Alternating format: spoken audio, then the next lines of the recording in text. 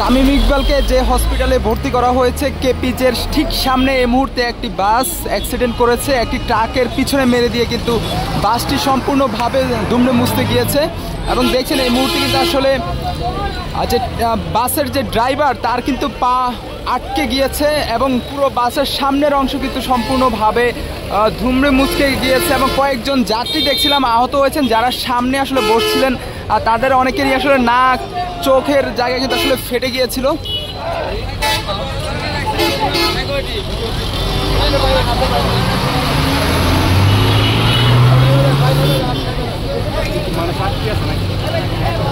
Driver আটকে গেছে।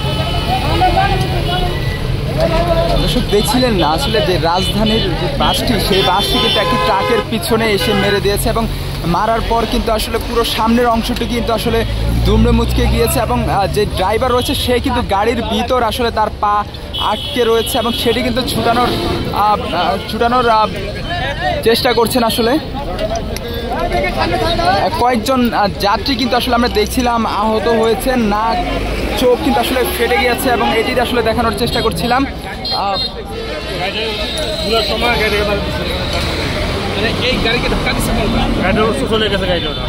সামনাসামনি একদম বাস ট্রাকের পিছনে মেরে দিয়েছে।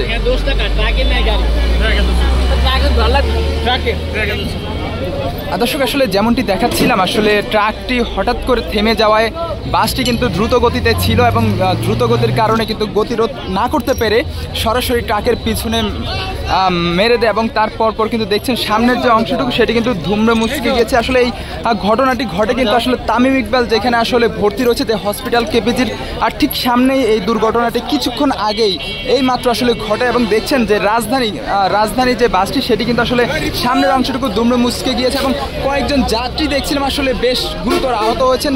কারো চোখে দিয়ে আসলে রক্ত পর্যন্ত পড়ছিল, এটি কিন্তু আসলে দেখছিলাম আসলে।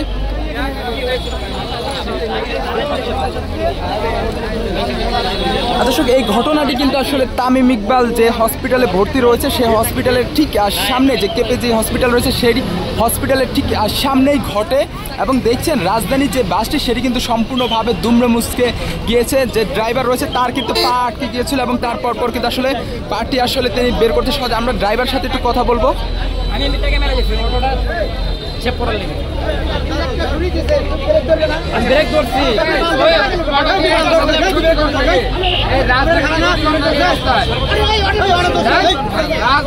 দেখছেন আসলে ড্রাইভারের সাথে বেশ উত্তেজিত অবস্থায় কথা বলছেন।